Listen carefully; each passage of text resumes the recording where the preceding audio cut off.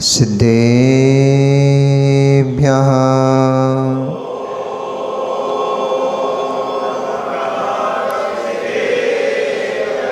तव सिद्धेन सिद्धे संयम सिद्धे चरित्र सिद्धेया नाणं विदंसनं मेया सिद्धे शिरसा नमस्सामि सिद्धे कारणमुत् सम्यक् सिद्धं सम्पूर्णभव्यर्थं सिद्धे कारणमुत्तमं प्रशस्त दर्शन ज्ञान चारित्र प्रतिपादनम् सुरेन्द्रमुकुट श्लिष्ट पादे पद्मांशुकेशरं प्रणमामि महावीरं लोकत्रयमङ्गलम् हडमो अरिहन्ताणं हडमो सिद्धाणं हडमो आर्याणं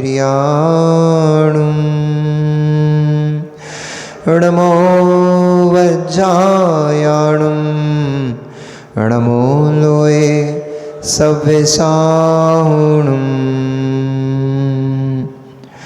जय बोलिए अनंतानंद परम सिद्ध परमेष्ठी भगवान की। जय बोलिए अनंतानंद 24 तीर्थंकर भगवान की। जय बोलिए आचार्य भगवान कुंद कुंद देव की। जय बोलिए आचार्य भगवान रविशरण स्वामी महामुनि राज्य की।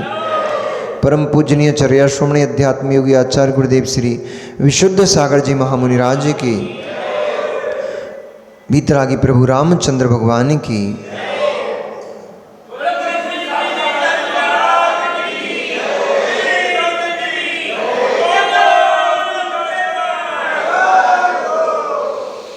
मनुष्यों, वर्तमान शासन नायक भगवान वर्धमान स्वामी के शासन काल में हम सभी भव्य जीव यहाँ विराजते हैं।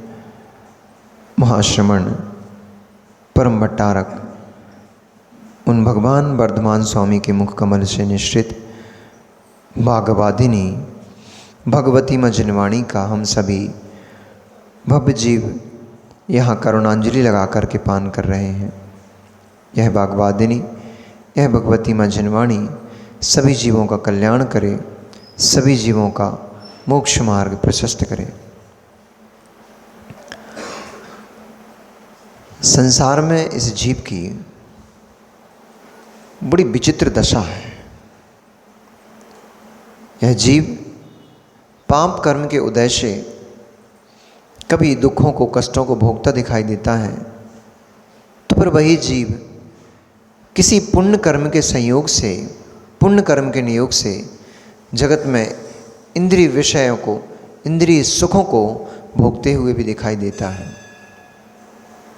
एक बालक, एक छोटा सा बालक जो अपनी बाल्य अवस्था में अज्ञान दशा में अपने ही मल को अपने ही हाथों से फैला करके और उस मल से दुर्गंधित, उस मल से लिप्त हाथ को अपने ही मुख में रख लेता है।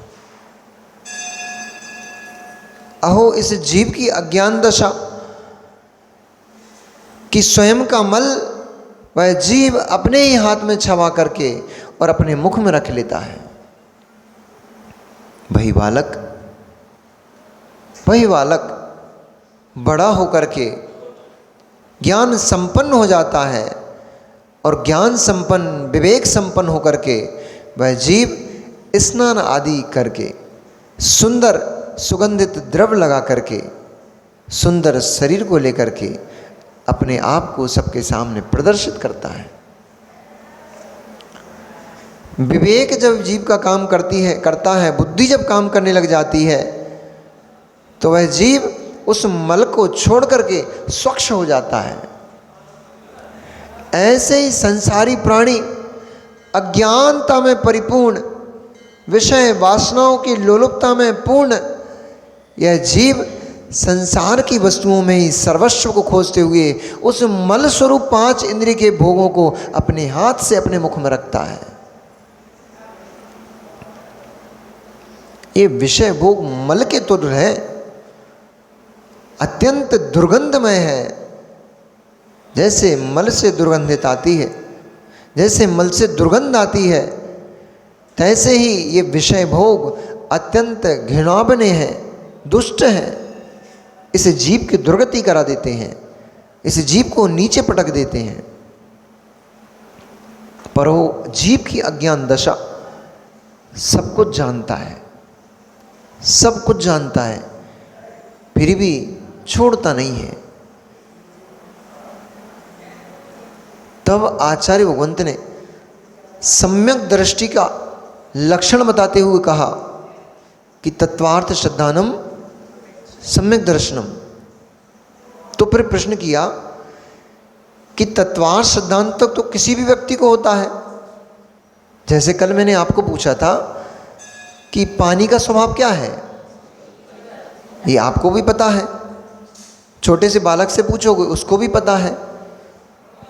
अग्नि का स्वभाव क्या है, उष्ण, ये छोटे से बालक को भी पता है, आपको भी पता है, और जिसको कुछ भी तत्व ज्ञान नहीं है उसको भी पता है। पर अब वो भी सम्यक दृष्टि हो गया, क्योंकि तत्व अर्थ के ऊपर उसको सिद्धांत है।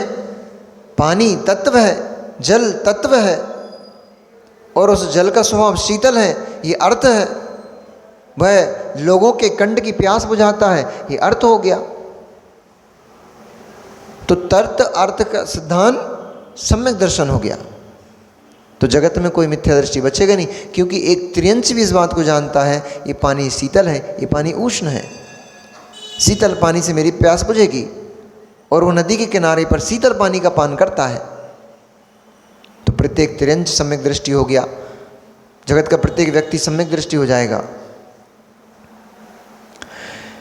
और यदि नहीं होता तो फिर वह तत्व कौन सा है जिसका श्रद्धान करने से इस जीव को सम्यक दर्शन की प्राप्ति होती है।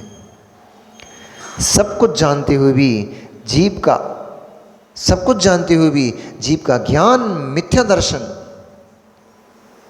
और अत्यंत अल्प जानते हुए भी जीव का ज्ञान सम्यक दर्शन, सम्यक ज्ञान। ये श्रद्धान की महिमा है, ये श्रद्धान की महिमा है कि जैसे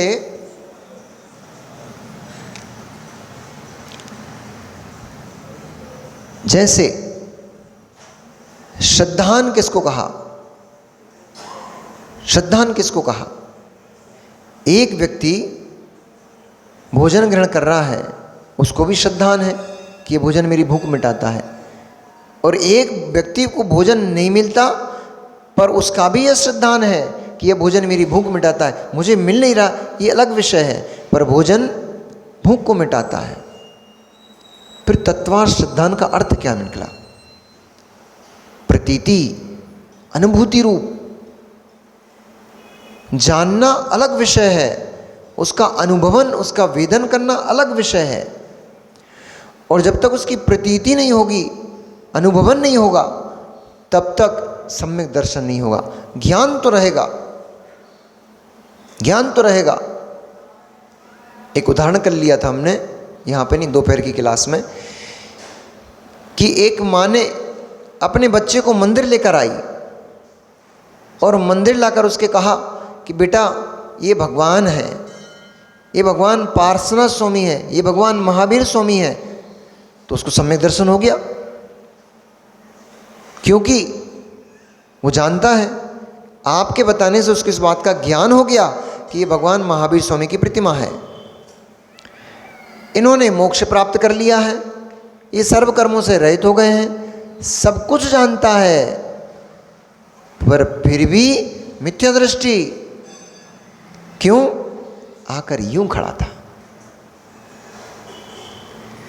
भगवान की प्रतिमा के सामने आकर के माता ने कहा, माँ ने कहा, जा बेटा भगवान को नमस्कार कर ले, जा बेटा मुनिराज को नमस्कार कर ले। उसको इस बात का ज्ञान है, ये मुनिराज हैं, इन्होंने अपना सब परिग्रह आदि त्याग दिया है, ये 28 मूल गुणों को पालन करते हैं, सब विषय पता है, सबका ज्ञान है, श्रद्धा नहीं है। इसलिए जाकर के यूं हाथ में हाथ बांध के खड़ा हो गया। सब जानते हुए भी उसमें उसका जो अश्रद्धान है, उस अश्रद्धान का नाम ही मिथ्या दर्शन है, मिथ्या ज्ञान है। सब ज्ञान होते हुए भी उसका ज्ञान मिथ्या ज्ञान। प्रतिमा को जानते हुए, प्रतिमा के बारे में सब कुछ जानते हुए, भगवान के सब गुणों को जानते हुए भी वह उसमें श्रद्धा को प्राप्त नहीं है, इसलिए उसका सारा का सारा ज्ञान मिथ्या ज्ञान। उसी को जब विनय भाव प्रकट हो गया, 1 हफ्ते के बाद पुनः वह बालक मंदिर आया और उस बालक को विनय भाव उत्पन्न हो गया। आते ही उसने भगवान को नमस्कार किया।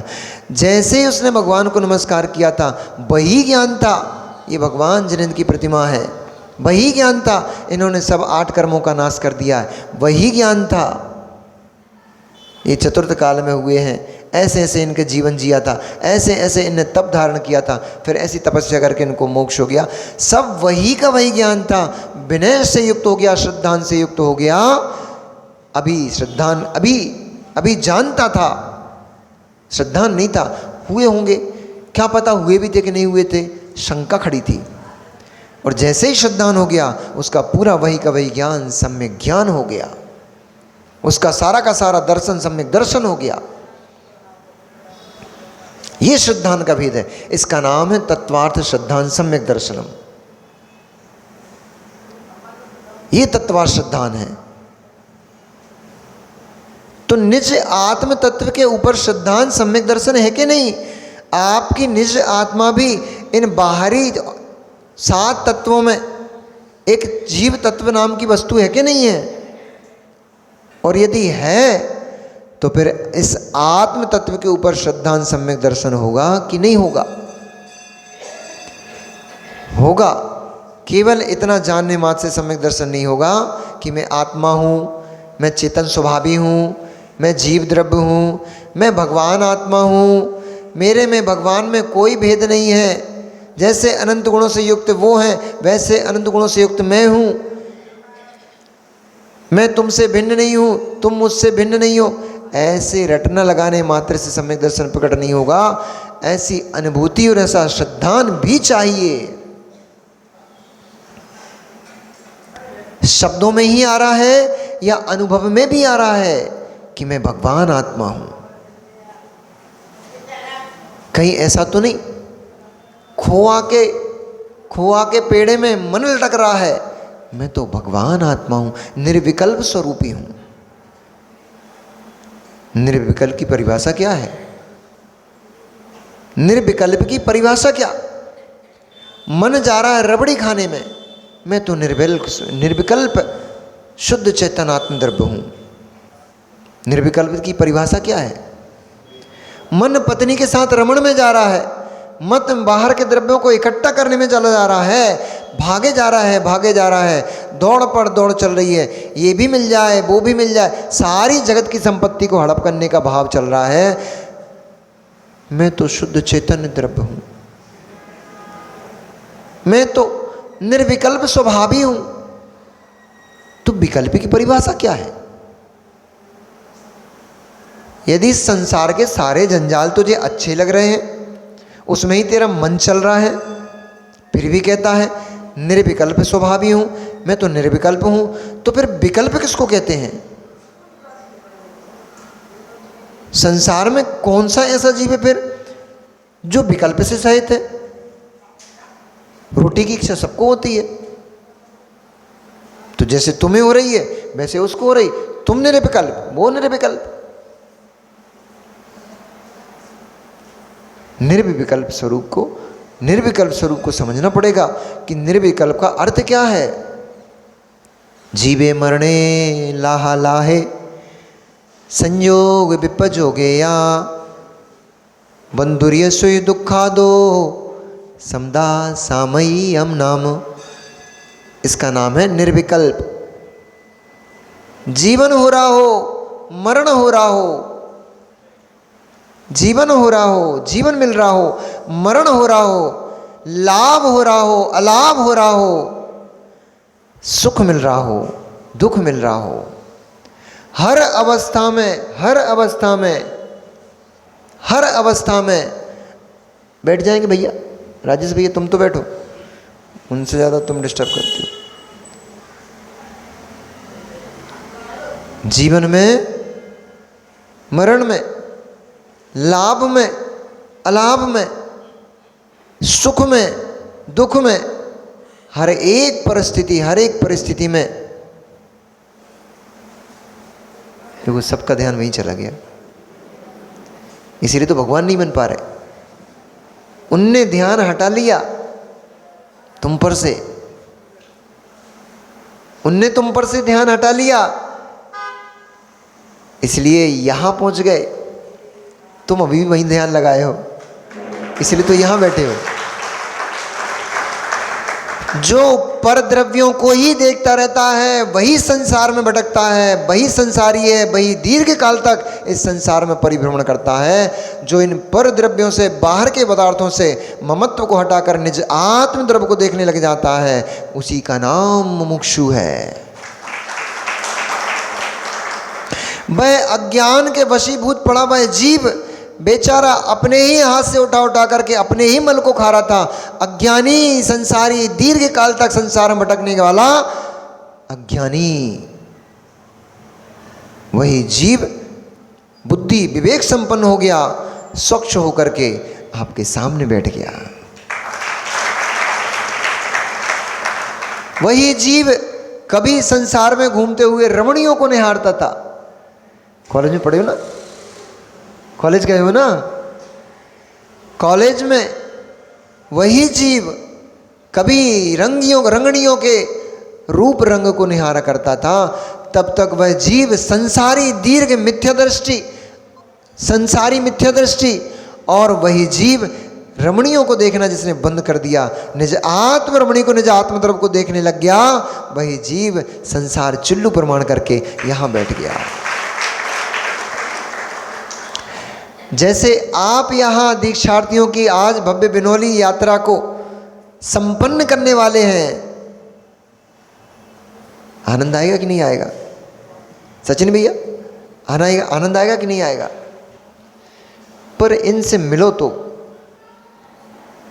एक क्षण के लिए थोड़ा समय मिल जाए तो इनसे एकांत में बैठ करके इस बात को तो पूछ लेना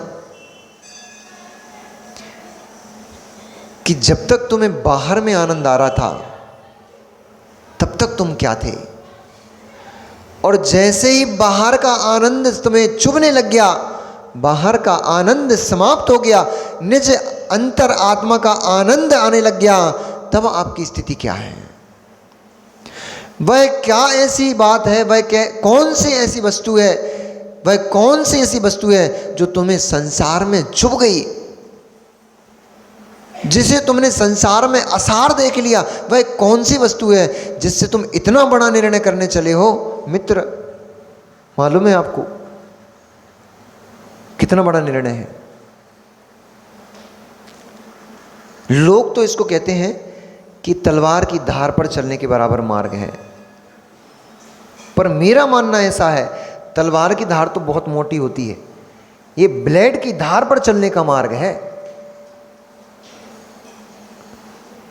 तलवार की धार तो मोटी होती है, ये मार्ग ब्लेड की धार के ऊपर चलने का मार्ग है, क्योंकि ये मार्ग मात्र नग्न वेश का मार्ग नहीं है, ये मार्ग नग्न भावों का मार्ग है।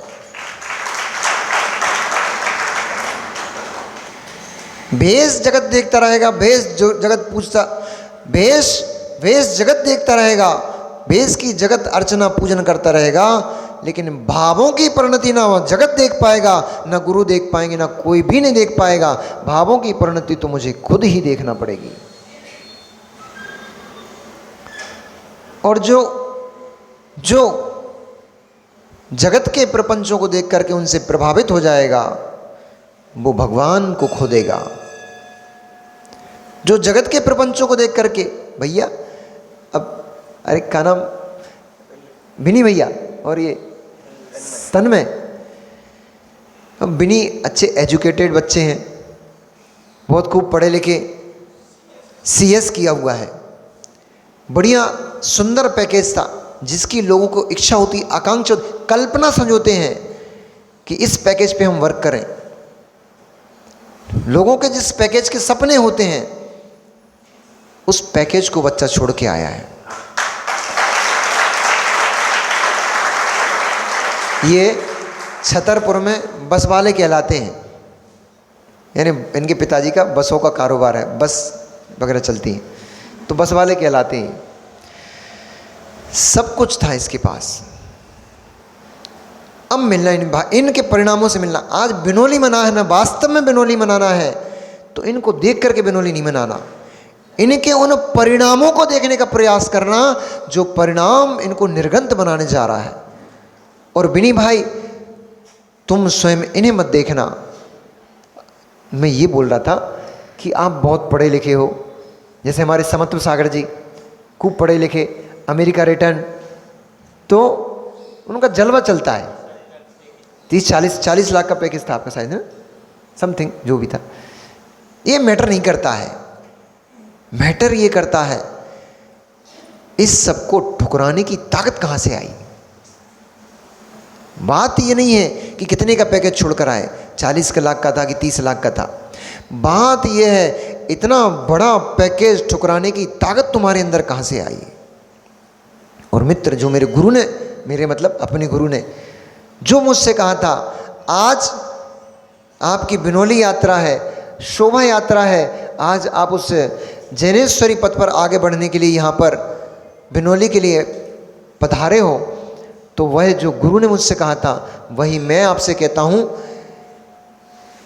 कि बेजो भाव आज तुमने संजोए हैं, वह ताकत, वह निर्णय, जिस निर्णय की दम पर तुम आज संपूर्ण वैभव को छोड़ करके, माता पिता को छोड़ करके, संपत्ति को छोड़ करके, अपनी लाइफस्टाइल सब कुछ छोड़ छाड़ करके तुम इस दिगंबरी दीक्षा को प्राप्त करने जा रहे हो, यह रत्न अनमोल है।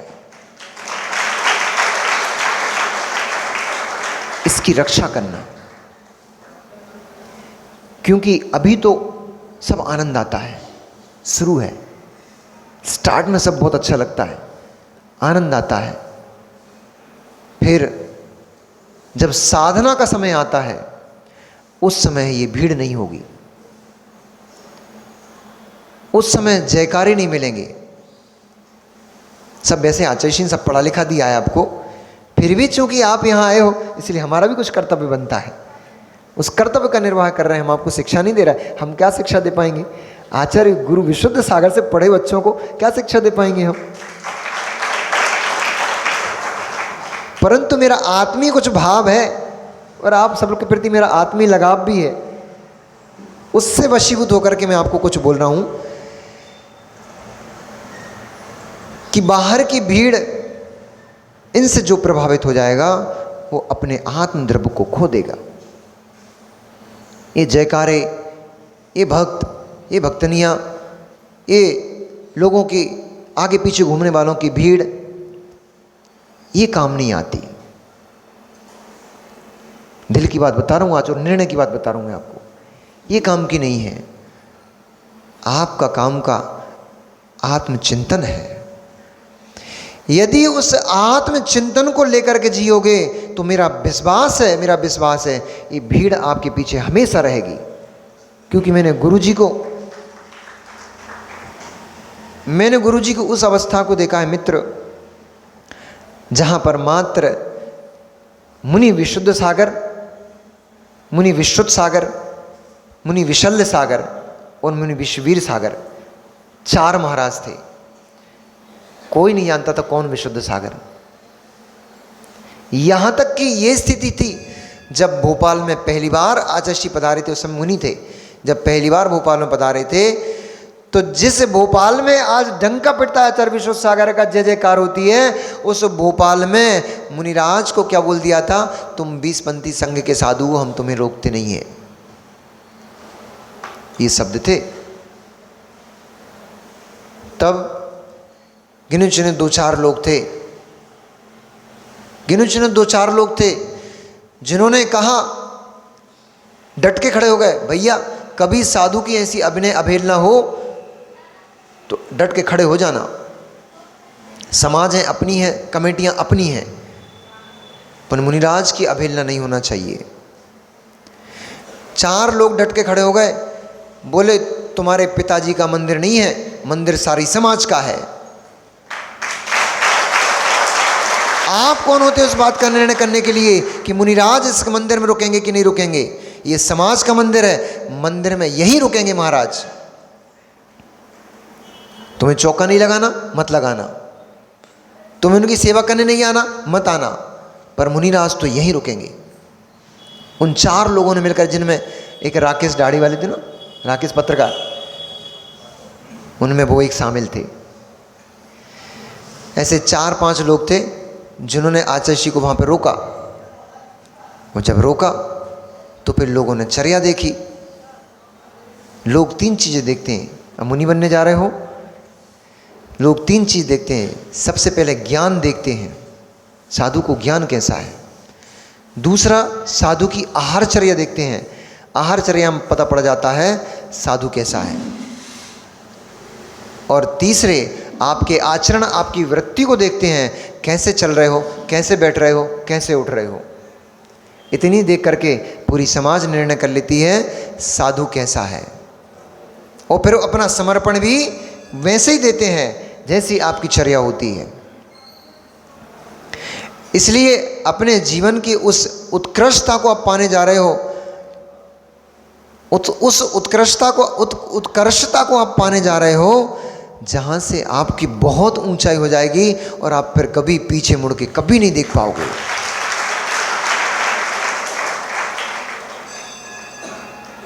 ये वन वे ट्रैफिक है, यहां आने का मार्ग है, जाने का कोई मार्ग नहीं। इसलिए मैं आपके उन भावों की पूरी पूरी प्रशंसा करता हूं, बहुत बहुत अनुमोदना करता हूं जिन भावों ने आपको ये वैराग्य की उत्पत्ति की है।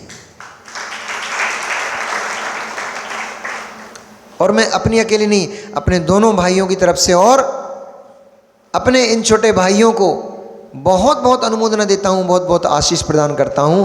आपका यह मार्ग मंगलमय हो, उत्कृष्टता के साथ पूर्ण हो। जैसे आपके यहां बैरागी आए हैं, ऐसे वहां भी बैरागी बैठे इंतजार कर रहे हैं। वही जीव जो एक दिन 5 इंद्रिय के विषयों में मल के समान उनको खाया जा रहा था, वही जीव विवेक को प्राप्त हो गया, बुद्धि को प्राप्त हो गया। वही जीव वैराग्य को प्राप्त हो गया। उसका नाम दशरथ था।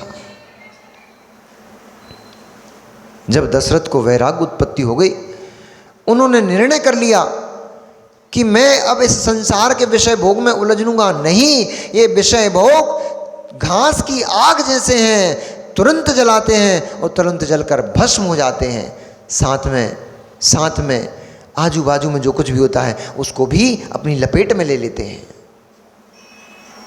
इसलिए उन्होंने अपने मुख्य अनुचरों को बुला करके आदेशित किया कि शीघ्र ही राम के अभिषेक की तैयारियां की जाएं। तब सभी संबंधी जन, कुटुंब जन और पूरे अंतःपुर को जैसे ये बात पता पड़ी कि दशरथ को वैराग उत्पन्न हो गया है, दशरथ वन को दीक्षा लेने जा रहे हैं, कोहराम मच गया, कोलाहल मच गया। सारा का सारा रणवास ऐसी आंसुओं की धारा बहाने लगा जैसे वहां से गंगा और जमुना नदी ही निकल पड़ी हो।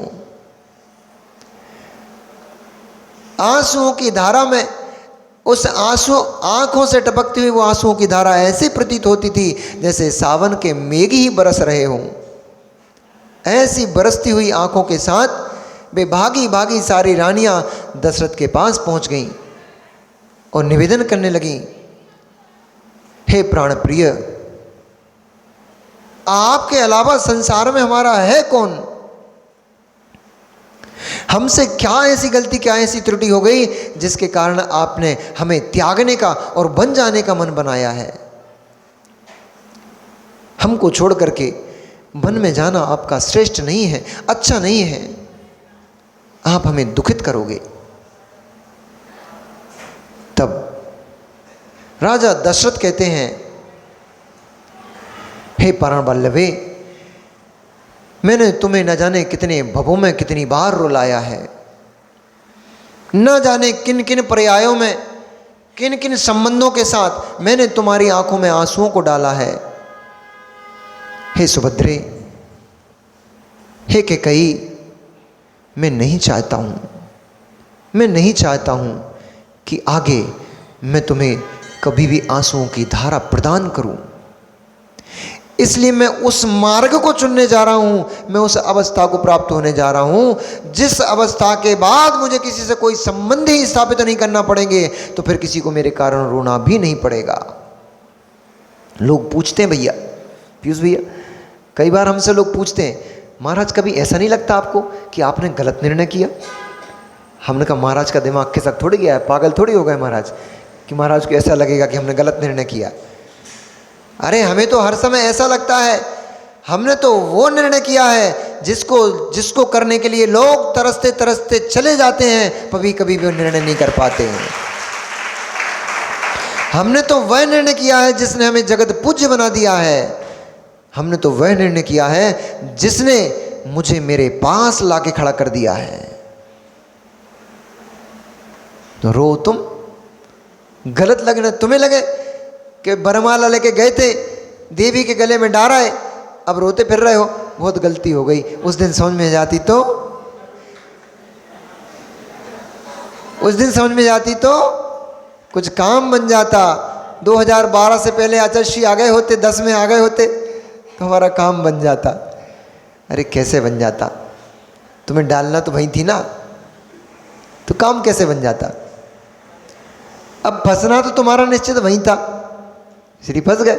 इसलिए तुम्हारा निर्णय थोड़ा ही है जो चिंतन करना पड़े, सोचना पड़े कि हमने गलत निर्णय कर लिया।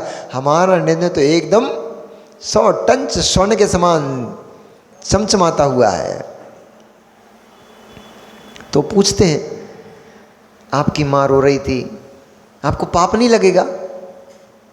तो आचार्य श्री के मुंह से हमने एक बार सुन के रखा था, जो भी मैंने आपसे कहा, तो हमने उसको वही जवाब दे दिया। हमने कहा अरे बालक, अरे मित्र, मैं अब किसी माँ की आंखों में आंसू नहीं देखना चाहता हूँ, इसलिए मैंने जैनेश्वरी दीक्षा ले ली। मुझे अब किसी से कोई संबंध रखना ही नहीं कि मेरे पीछे कोई रोने वाला हो। माँ तो ये देह विलीन हो जाती तब भी आंसू बहाती, लेकिन आज उस समय राग होता है, इसलिए राग के वसूबूत आंसू निकल के आते हैं। पर इस बात का निर्णय तो उनको भी होता है कि मेरे बेटा जो करने जा रहा है वो लाखों करोड़ों में एक व्यक्ति होता है, एक बच्चा होता है जो अपनी माँ को देता है। मालूम है क्या देने जा रहे हो? माता पिता को क्या गिफ्ट देने जा रहे हो मालूम है आपको? घर में रहते तो क्या देते? एक पत्नी लाके, उनकी बहू लाके खड़ी कर देते, और कहीं चंडक आ जाती कहीं की तो दिन भर रात भर लड़ती और माँ कोसती कि हाय मेरा बेटा ने क्या कर लिया। अरे माँ को वह स्वर्णिम गिफ्ट देने जा रहे हो, वह तोहफा देने जा रहे हो। लाखों करोड़ों की भीड़ में कोई एक सुपुत्र होता है, कोई एक पुत्री होती है जो अपनी माता पिता को ऐसा तोहफा देते हैं। करोड़ों की भीड़ में एक व्यक्ति कोई होता है। नहीं दे पाते भैया, नहीं दे पाते। बैठ के सोचते सोचते चले जाते हैं पर नहीं दे पाते। पुण्य चाहिए, बहुत बड़ी पुण्य की सत्ता चाहिए मुनिराज बनने के लिए। फिर और उससे भी बहुत बड़ी पुण्य की सत्ता चाहिए मुनिराज बन करके मुनिराजों के व्रतों को निर्दोष पालन करने के लिए। बहुत बड़ी पुण्य की सत्ता चाहिए। जैसे ही आज उन दशरथ का महापुण्य का उदय आया, आज उन महाराज दशरथ का महान पुण्य का उदय आया कि उन्होंने वैराग्य को धारण किया। सबको बुलाया गया, अश्रुओं की धारा बह निकली, सब तरफ केवल मायूसी, और जैसे मृत्यु के बाद मातम होता है ऐसे उस मातम का वहाँ पर माहौल छा गया। चारों तरफ केवल आंसू ही आंसू दिखाई दे रहे थे, सिसकियाँ ही सिसकियाँ दिखाई दे रही थीं। कोई तो राजा दशरथ के बार बार गले लग रहा था और उनसे कह रहा था आप हमें छोड़कर मत जाओ। तो कहीं कोई बार बार निवेदन कर रहा था कि आपके बिना ये राज का संचालन सूना पड़ जाएगा। किसी को राज दिख रहा था, किसी को संबंध दिख रहे थे, पर उस बैरागी को तो निज भगवान आत्मा दिखाई दे रही थी। इसलिए उन्होंने कहा मेरा निर्णय अकाट्य है, अब यह निर्णय बदलने वाला नहीं, आप तो जाओ, जा करके राम के अभिषेक की तैयारियां करो। और जैसे ही यह शब्द सुना, किसने नहीं, जैसे ही यह शब्द सुना भरत ने, जैसे ही यह शब्द सुना भरत ने कि मेरे पिता को वैराग्य उत्पन्न हो गया है और वे वन में जैनेश्वरी दीक्षा लेने जाते हैं, उन्होंने भी तुरंत निर्णय कर लिया ऐसी राज संपदा से क्या प्रयोजन जो मेरे पिता ने विचार किया है। इतना सब वैभव भोगने के बाद जो उन्हें आज वैराग्य की उत्पत्ति हुई है, तो मैं इतना वैभव भोगने के बाद, इतने सारे पाप कर्म करने के बाद क्यों वैराग्य को धारण करूँगा। मैं भी आज ही वैराग्य को धारण करता हूँ। सब लोग सोच रहे थे कैकई को याद पहुंच गई, अभी कैकई को आने में देर है भैया। भरत भागे भागे पिता के पास पहुंचे। उन्होंने कहा पिताश्री, जो मार्ग आपने चुना है वही मार्ग सर्वश्रेष्ठ मार्ग है और वही मार्ग उत्कृष्ट है, मोक्ष को लेकर जाता है, इसलिए मैं भी आपके संग इसी मार्ग पे चलूंगा। पिता ने समझाया, बालक अभी तू तरुण है, बालक अभी तू तरुण है, अभी तो तेरा विवाह संपन्न हुआ है, अभी तेरे लिए ये दीक्षा धारने का मार्ग नहीं है। मैं अपने जीवन को जी चुका हूं, अब मेरे साथ मेरे पास तुम जैसे सुयोग्य पुत्र हो जो राज का भार संभालने में समर्थ हैं, इसलिए अब जगत में मेरे लिए करने लिए कोई कार्य नहीं बचा है। इसलिए मैं अब दीक्षा को धारण करके अपना आत्महित करता हूं। पर तुम्हें तो अभी पूरा जीवन जीना है, तुम्हें तो उत्तम उत्तम भोगों को भोगना है, तुम्हें तो उत्तम उत्तम सुखों को भोगना है, इसलिए अभी यह तुम्हारे लिए उत्तम अवस्था नहीं है वैराग्य धारण करने की। तुम यहीं ठहरो और यहाँ रुककर राम भाई के साथ उनके राज्य संचालन में सहयोग प्रदान करना। तब भरत ने कहा पिताश्री, जैसे सावन का मेघ विभिन्न आकृतियों को धारण करता है और देखते देखते वह विलीन हो जाता है, जैसे ओश की बूंद देखने में बहुत सुंदर होती है, कमल के पत्र के ऊपर सुशोभित होती है, मोती सी चमकती है, पर वह सूर्य के प्रताप से क्षण मात्र में विलीनता को प्राप्त हो जाती, नष्ट हो जाती है। जैसे ओले की डली बरसने पर पड़ी पड़ी विलीनता को प्राप्त हो जाती है, ऐसे ही ये जीवन का कौन भरोसा है कि जीवन किस क्षण अंतिम श्वास को ग्रहण कर ले। इसलिए आप जैसे ज्ञानी पुरुष को क्या समझाना क्या कहना, आप तो जानते ही हैं मृत्यु कब किसको अपनी सखा बना लेती है, इसका कोई भरोसा नहीं होता है। इसलिए वह मृत्यु मुझे पकड़ के लेके जाए इससे पहले ही मैं मृत्यु महोत्सव के मार्ग पे चलता हूं। क्या आनंद का क्षण होगा, क्या आनंद का क्षण होगा भैया। अनुभूति तो ले क्षण बैठ करके आपको वैराग्य की उत्पत्ति हो रही है और आपका बेटा पीछे से आकर बोलता है कि पिताश्री मैं भी आपके साथ दीक्षा लेने के लिए बन चलूंगा। रजत भैया, कभी आपने ऐसा सोचा, महसूस करके देखा कभी? कल मैंने गोलू आया क्या, ये बच्चों को मैंने कल एक नियम दिया था, बच्चे हर दिन एक नियम लेके जाते हैं, तो कल मैंने उनको एक नियम दिया था कि सब लोगों को एक नियम आज ये पालना है कि 5 मिनट के लिए आंखें बंद करके एकांत में बैठना और बैठ करके इस भूत की अनुभूति लेना कि मैं आचार्य गुरुदेव के पास गया, मैंने उनको श्रीफल भेंट किया और श्रीफल भेंट करके उनसे निवेदन किया कि गुरुदेव मैं संसार के भोगों से विरक्त हो चुका हूँ, इसलिए मुझे दीक्षा प्रदान करें। और आचार्य ने तुम्हारे श्रीफल को स्वीकारते हुए तुम्हें आशीर्वाद प्रदान किया। मंच सज गया है और उस मंच पर तुम बैठे केस लॉन्च कर रहे हो। केस लॉन्च पूर्ण होते ही आचार्य भगवंत ने लौंग आदि स्वस्तिक आदि डाल करके तुम्हारे ऊपर संस्कार कर दिए हैं। तुमने सारे वस्त्र ऊपर सब उतार करके फेंक दिए हैं और तुम मुनिराज बनकर वन में बैठ करके अब सामायिक कर रहे हो। बस इतनी चिंतन करना। मैंने बोला था 5 मिनट ऐसा करना तुम, तो बोले 5 मिनट, फिर पता कैसे लगेंगे 5 मिनट हो गए। मैंने तू चिंता मत कर, जब तू ये करने बैठेगा तो कितनी देर हो जाएगी और कितनी देर तेरा ध्यान लग जाएगा तुझे खुद पता नहीं लगेगा। तो वास्तव में ऐसे ही हुआ, हमारा आधा प्रतिक्रमण हो गया। वो भैया गोलू बैठा बैठा वहाँ पे मुनि बन गया था, भाव मुनि। द्रव्य से नहीं बन पाया, भाव मुनि बन गया था। फिर मैंने उससे पूछा क्या अनुभूति भाई तेरी, तो कह रहे मत पूछो। उस समय की अनुभूति वही जान सकता है जो उस अवस्था को जीता है। इसलिए नहीं बन पा रहा है जब तक मुनिराज, माँ नहीं बन पा रही जब तक आर्यिका माता दी, तब तक कम से कम कुछ क्षण के लिए अपने आप का समय निकाल करके, अपने लिए समय निकाल करके बैठ जाया करो और बैठ करके शांति से ये देखा करो कि मैंने केस लॉन्च करनी है, मेरी आर्यिका दीक्षा हो गई है और मैं आर्यिका बनकर बैठी हूँ, सामायिक कर रही हूँ।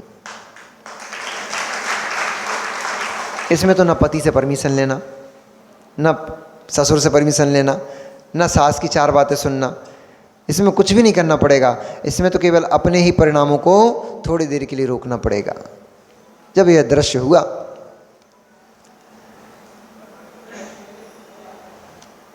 हुआ, तो दशरथ बड़े गदगद हो गए, उनका भाव अत्यंत निर्मल हो गया और दशरथ यह सोचने लगे जाने मेरा कौन पुण्य कर्म का उदय, कौन से जन्म का पुण्य कर्म का उदय मेरा उदय में आ रहा है कि मैं अपने पुत्र के साथ दीक्षा को प्राप्त होऊंगा। ऐसा सोचते हुए जब यह दृश्य चल रहा था, दृश्य चल ही रहा था, तभी मां कैकेयी का प्रवेश हो गया और मां कैकेयी ने भरत के वैराग्य की बात सुनी, पति के वैराग्य की बात सुनी। तब उन्होंने सोचा कि हाय मुझ अभागन की क्या दशा होगी। एक तरफ पति के वियोग को प्राप्त होंगी तो दूसरी तरफ पुत्र के वियोग को भी प्राप्त हो जाऊंगी। पति छोड़ के चला जा रहा है और साथ में पुत्र भी छोड़ के चला जाएगा, मेरा क्या होगा। कैसे मैं इस पुत्र को रोक लूं। इस ऊहापोह में तुरंत उसको स्मरण आ गया कि मैंने पति को एक बार एक वरदान सुरक्षित करके रखा था। जब राजा दशरथ मलेच्छों से युद्ध किए थे और कैकेयी को विवाह किया था, उस समय कैकेयी ने दशरथ का रथ संचालन किया था।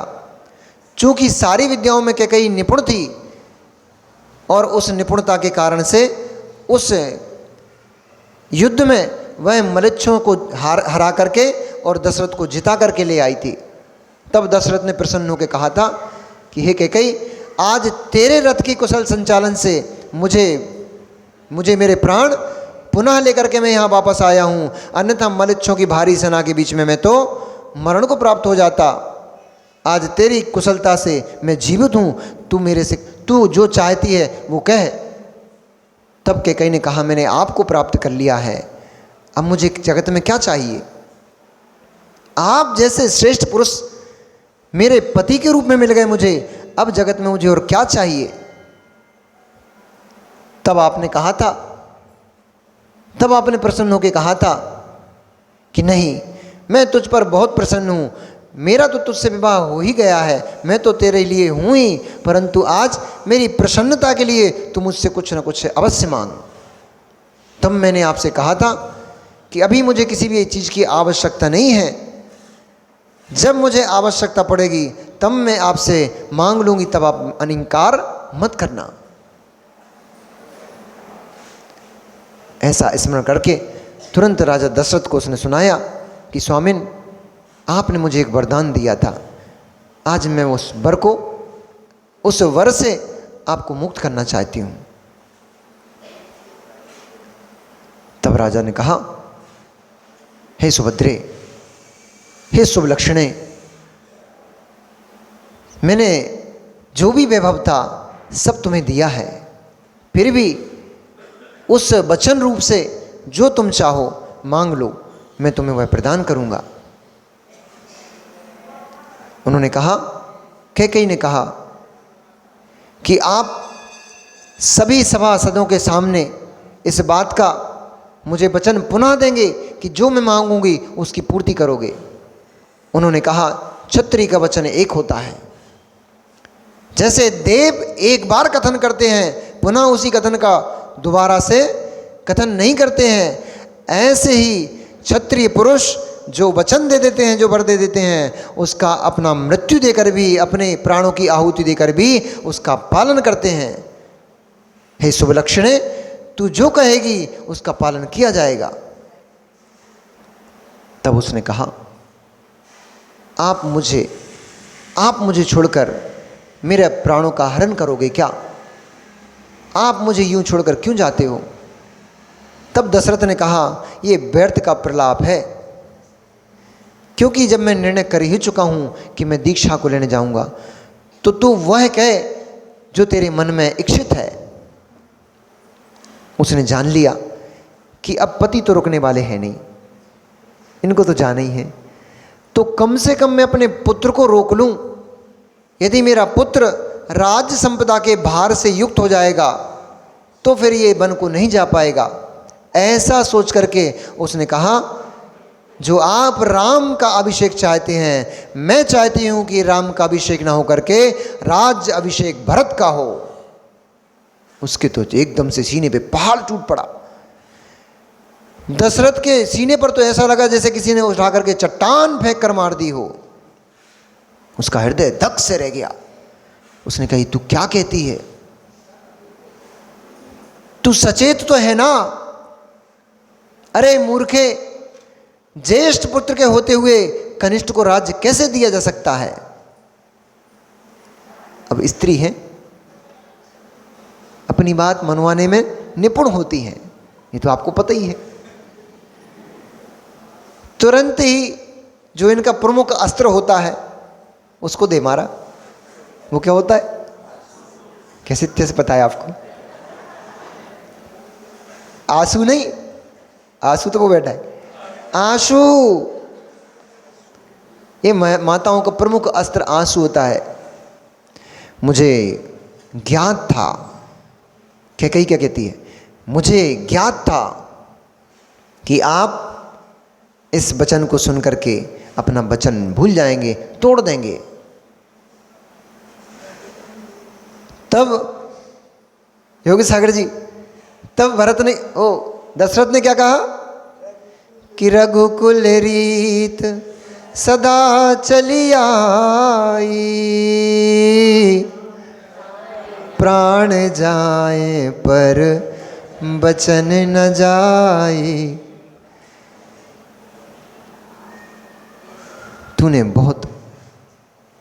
तूने समय देख करके बहुत बड़ी चीज मांगी है, परंतु एक क्षत्रिय का कर्तव्य होता है कि यदि याचक कलेजा भी निकालकर हथेली पे मांगे तो क्षत्रिय का कर्तव्य होता है कि अपना कलेजा निकाल करके हथेली पे रख के उसको दे दे। तूने तो मुझसे कलेजा ही नहीं, मेरे प्राण मांग लिए। हे दुष्ट, तूने भरत का अभिषेक मांग करके मेरे प्राण मुझसे मांग लिए हैं। पर क्षत्रिय पुरुष अपने वचन से मुखरित नहीं होते हैं, इसलिए जा, मैंने तुझे यह वचन दिया, मैंने तेरे पुत्र भरत के लिए राज्य अभिषेक दिया, और दूर हो जा मेरी नजरों के सामने से,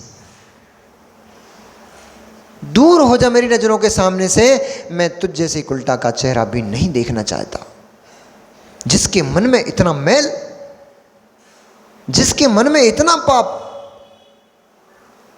कि अपनी ज्येष्ठ रानी के पुत्र को राज होते देख करके मन में मैल उत्पन्न हो गया। अपने पुत्र का राज चाहती है और अपनी ज्येष्ठ रानी के पुत्र का राज्य नहीं चाहती। इतना मैल तेरे अंदर भरा है। माँ, मिलो अपने परिणामों से। कितनी बार कैकई के परिणाम होते हैं, कितनी बार कैकई के परिणाम होते हैं। एक घर में रहते हुए आपको देवरानी के बेटों बेटियों में और अपने बेटे बेटियों में कितना भेद नजर आता है। कितनी बार कैकई के परिणाम होते हैं। आज तक जमाना उस कैकई को कोसता है, आज तक जमाना उस कैकई को कोसता है। अपने परिणामों से तो मिलो। कितनी बार कैकई बन चुकी हो, तुम्हें कौन कौन कोसेगा।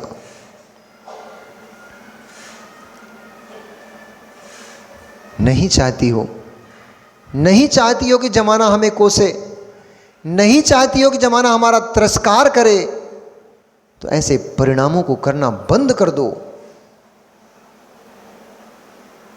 भेद तो देखो, आत्मा में और शरीर में भेद देखो, अपने में कर्म पुद्गलों में भेद को देखो, अपने और अपनी देवरानी के बेटों में भेद मत देखो।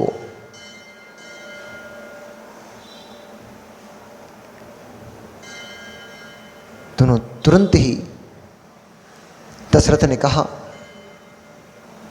पुत्र राम को बुलाया जाए। जैसे ही राम को पता पड़ा कि पिताश्री को वैराग्य उत्पन्न हो गया है और वह दीक्षा लेने के लिए बन जाना चाहते हैं, उन्होंने मुझे याद किया है। विनय से भरे हुए राम तुरंत ही भागे भागे अपने पिता दशरथ के चरण कमलों में पहुंचे। पहुंच करके उनको प्रणाम किया और प्रणाम करके राजा दशरथ से उनके पुत्र रामचंद्र जी कहते हैं, पिताश्री, यद्यपि आपने बहुत अच्छा विचार किया है, परंतु आपके रहते हम लोगों की कीर्ति है, आपके रहते ही हमारा राज्य है। आपके जाने पर हमारा राज्य सूना हो जाएगा। जैसे बारिश के जाने और भीषण गर्मी पड़ने से जो वृक्ष हैं वे सूख जाते हैं, ऐसे ही आपके जाने से हमारा सारा राज्य सूख जाएगा। तब उन्होंने कहा, बालक, इस अयोध्या नगरी पर मेरे जैसे न जाने कितने भूपति होकर बैठ के जा चुके हैं। किसी के रहने से ना कुछ हरा भरा होता है, ना ही किसी के जाने से कुछ सूखता है। ये तो हमारी मान्यता होती है, ये तो हमारी राग दृष्टि होती है कि हमें लगता है कि हम करते हैं इसलिए होता है। किसी के रहने नहीं रहने से इस भू पर कोई प्रभाव नहीं पड़ता। तीर्थंकर भगवान आदिनाथ स्वामी जैसे महान इक्ष्वाकु वंश में आपके इस इक्ष्वाकु वंश में महान योद्धा होकर के जा चुके हैं। उनके यहाँ पे न रहने पर भी आज भी अयोध्या नगरी भूपतियों से सुशोभित है। इसलिए किसी के रहने से कुछ फर्क नहीं पड़ता। इसलिए पुत्र, मुझे राग में मत डाल, तू मेरी मदद कर, तू मेरी सहायता कर।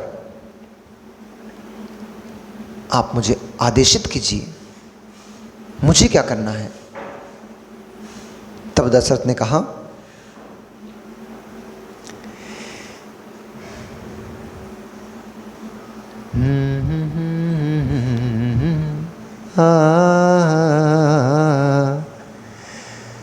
और सुन कर के रुके नहीं आँखों का पानी, ओ सुन कर के रुके नहीं आँखों का पानी। ऐसी है मेरे प्रभु श्री राम की कहानी, ऐसी है मेरे प्रभु राम की कहानी। सुन कर के रुके नहीं आँखों से पानी, ऐसी है मेरे प्रभु राम की कहानी, ऐसी है मेरे प्रभु राम की कहानी। अब ताली नहीं बजाना, अब महसूस करना जो हो रहा है यहाँ पर। उस पिता की विडंबना को इस समय महसूस करना। एक तरफ बचन खड़ा हुआ है जो अपनी पत्नी को दे दिया हुआ, एक तरफ जो ज्येष्ठ पुत्र खड़ा हुआ है जिससे राज छीनना है। अब मन में क्या चल रहा है? हो ऐसी है मेरे प्रभु राम की कहानी। मन में है बेचैन समझ कुछ ना आ रहा, काल की परगामिनी ने कहा मुझको मारा, करनी अकरनी से मेरी। अब तर्ज बदल गई। हो सुन ऐसी है प्रभु मेरे राम की कहानी। मन में है बेचैन समझ कुछ ना आ रहा, काल की परगामिनी ने कहा मुझको मारा, करनी अकरनी से बुद्धि हार मानी, ऐसे है मेरे प्रभु राम की कहानी। अब उस करनी से क्या हार मानी और क्या राम की आगे कहानी है, ये सुनाएंगे आपको कल, क्योंकि समय अधिक हो गया और वो लय भी बिगड़ गई है। चलो कल सुनेंगे कि कैसे राम को वनवास होगा और कैसे भरत का राज्याभिषेक होगा। होगा भी कि नहीं होगा देखेंगे कल। नमो रियंताणम, नमो सिद्धाणम, नमो आर्याणम, नमो वज्राणम, नमो सब साहुणम।